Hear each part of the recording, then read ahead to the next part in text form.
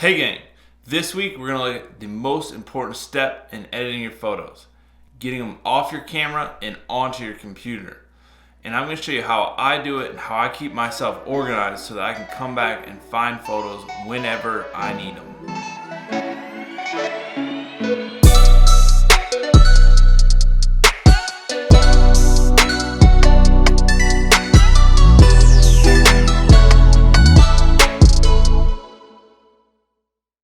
Alright, when it comes to importing and organizing your images, there are a ton of different ways you can do it.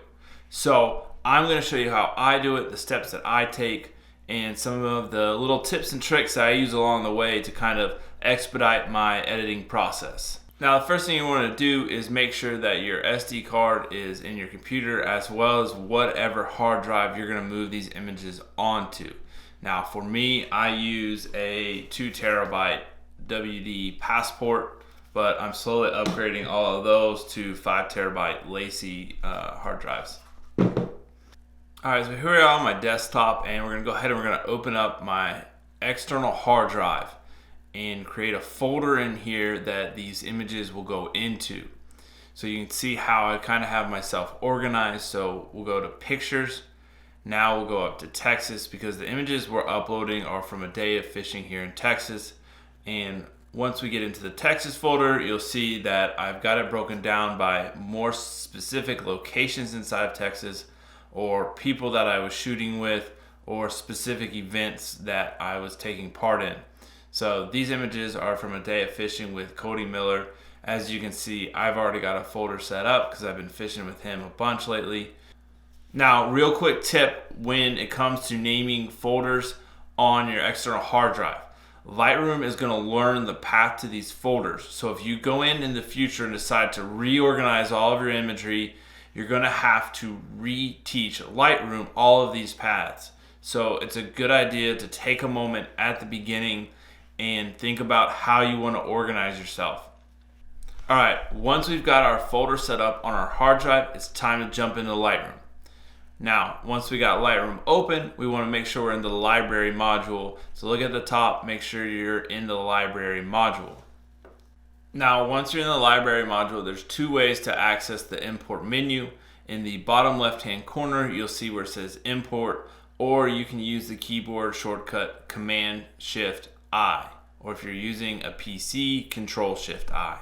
Alright, once we're in the import menu, we're going to go ahead and we're going to find our SD card from our camera and make sure that all the photos are selected. Once we've got that completed, we're going to go to the right hand side of the import menu and we're going to start with file handling. Alright, once we get the file handling section open, we're going to change the build previews from minimal to 1:1. And what this is going to do is it's going to eliminate a lot of load time while you're going through your images. Now we're actually going to skip over the file renaming section. You can do this if you'd like, but it honestly adds more work that's not necessary. Next, we're going to go into the apply during import section. The first thing we're going to do here is we're going to add this import preset that I created. It's a really simple preset. I'll show it to you guys at the end of the video. Basically, it adds a tone curve and removes lens correction from all the images we're importing, which will save me time when I have to go through and start editing. Next, to the metadata, we're going to add my personal info. This is so that if someone gets a hold of the raw file, they'll know who took the photo and they can find me and contact me. Alright guys, this metadata preset is super simple. So once you click on metadata, go down to new and click on that. Then in the title, you'll change it to whatever you want the preset to be called. I just went with my name. Now, scroll down to the section that says IPTC Creator. In this section, add your name, and then I added my phone number and my email, but you can add whatever info you feel like. After that, go down to the bottom, click Create. Now you've got your preset. Once we're done with those, we'll go into keywords, and I'll actually add some keywords in here from whatever the photo shoot was. So for this, we'll add fishing, Cody Miller, Texas, fly fishing, redfish. That should be pretty good to help me find these photos later on if I need to. All right, lastly, we're gonna go into the destination section, and now we're gonna find the folder that we created at the beginning of the video on our external hard drive. and you'll see that it automatically has these things arranged by date. If you want to change that, it's up at the top. You'll see organized by date, and you can add it, you can change it to whatever you want. I just leave it on by date because I can go back to my calendar and I can reference the dates that I was doing stuff and find photos that way.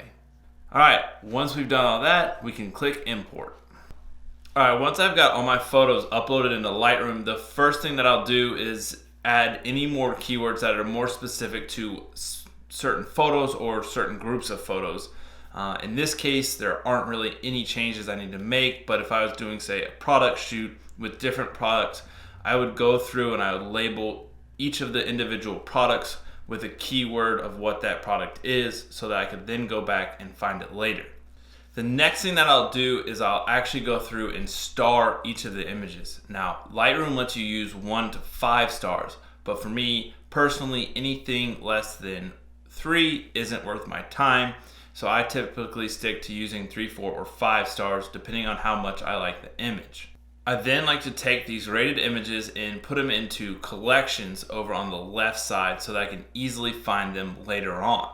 Now, the way I organize my collections is the exact same way I organize my hard drive. So you'll see big locations, and then as we click on them, you'll see smaller locations that look very similar to the same folders on my external hard drive. And so you guys can see, here's a side-by-side of the Texas folder. Now, the process for creating these collections is really simple. What you're going to do is you're going to click the plus sign next to the collections drop-down menu. Once you click on that, you'll see a few options. The create collection set is for the bigger collection sets, and then create collection is for the subfolders inside of those collection sets. All right, so to create a collection set, we'll click on that first, and you'll see that you just name the collection set, and you can actually put collection sets inside of collection sets, or you can just have it as its own standalone collection set. Next, we'll look at create collection, and once you name the collections, you can then go down to location and you can decide what collection set to stick these collections into. All right, now what I'll do is I'll go down to the bottom right hand corner where you see filter, and then I'll click on this and I'll select rated. This will eliminate all the photos that I haven't rated and just give me the ones that I put stars next to. Then I can select all of these images and I can drag them over and I can drop them into the collection that we just started for these images. This way, if I get out of Lightroom and I come back in, I can easily find these images. Real quick, one last tip with editing and organizing your photos. As I edit my photos, I'll come back into the library and I'll add the keyword edited to them. This way, if someone needs a specific photo from me, I can easily search for edited photos. All right, now I promised you guys I would show you how to set up my import preset. So here we go. First thing you're gonna do is you're gonna click on develop. All right, so this preset's really straightforward. The first thing we're gonna do is we're gonna go into the tone curve section and we're gonna go to the bottom and we're gonna add a medium contrast tone curve. Now, if you wanna learn more about the tone curve, I'll put a link up in the corner and you guys can watch my video on tone curve. The second thing we're going to do is we're going to click on lens correction and we're going to click remove chromatic aberration and enable profile corrections. Once we've done these two things, we'll go to the left side of Lightroom to presets, and next to the preset label we'll click the plus sign. From here we'll click create preset and then we'll title this import preset and hit create. That's it. We're done. I hope you guys have a better understanding of how to keep yourself organized, import your photos, and getting started with editing inside of Lightroom. If you guys have any questions or comments, please leave them in the comment section down below. If you like this video, hit like and hit subscribe, and I will see you guys next week.